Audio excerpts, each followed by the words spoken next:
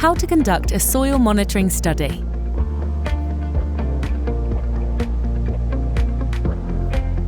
When designing a soil monitoring study, you should think about how the chemical has entered or will enter the soil. For example, pesticides will be released to soils during the spraying of crops. Pharmaceuticals can enter soil from the application of sludge or reclaimed water onto farmland. Oils, metals, and chlorinated solvents may have been released to the soil in the past from previous activities on the site.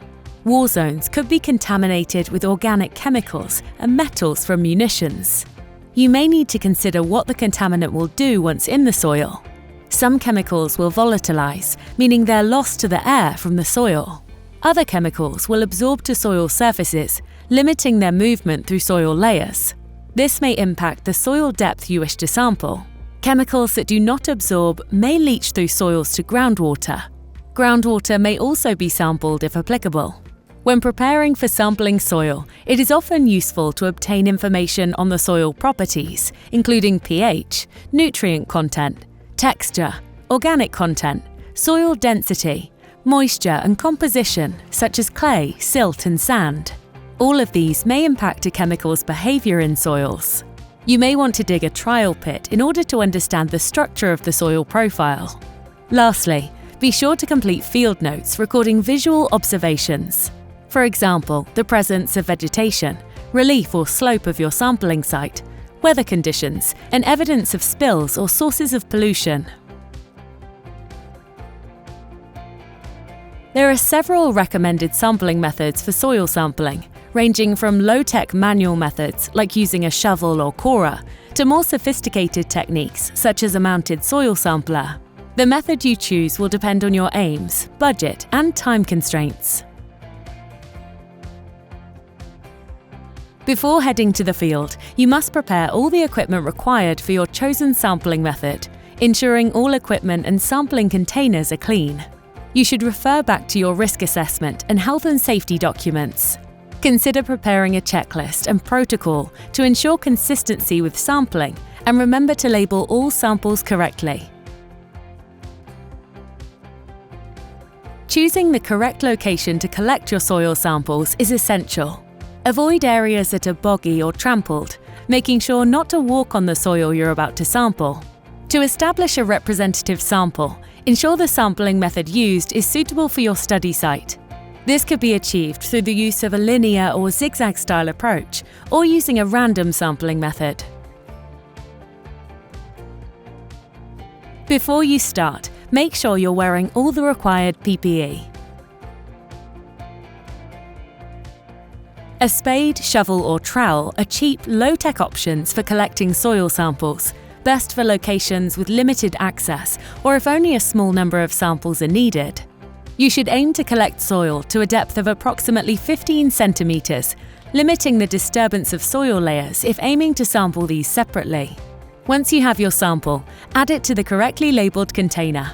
Some chemical types will need a glass container, whereas for others, a plastic container will suffice. Another cheap option available is a corer, which allows easy sampling of deeper soil layers with minimal disturbance of the surface.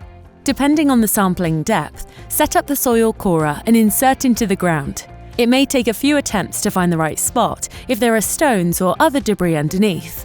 To remove your sample, twist the corer by approximately 90 degrees and lift to cleanly remove the soil core.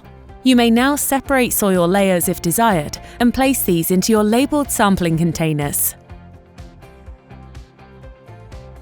Similar to the soil corer, an auger is a relatively low-cost manual sampling option. However, this method is more disruptive to soil layers, making it more difficult to separate the layers out. To sample, place the auger into the ground, twist firmly down, then pull up swiftly. The sample may then be placed into a labeled container. You should also consider in situ measurements, including pH and electrical conductivity, which can be easily measured with a pH or EC probe. Wearing gloves, add a small amount of soil and deionized water into a container. Mix thoroughly and leave to settle. Take a measurement once the reading stabilizes with the relevant probe. Whilst these manual methods are good for smaller scale monitoring studies, more industrial scale equipment may be required for larger scale projects.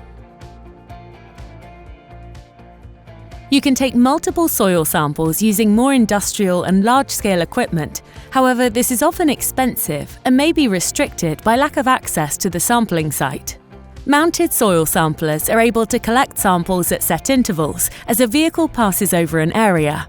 The machinery then transports the sample to be placed in the relevant containers. Whilst this method may be more time-efficient across a large area, you must consider the impact of machinery on the sampling area.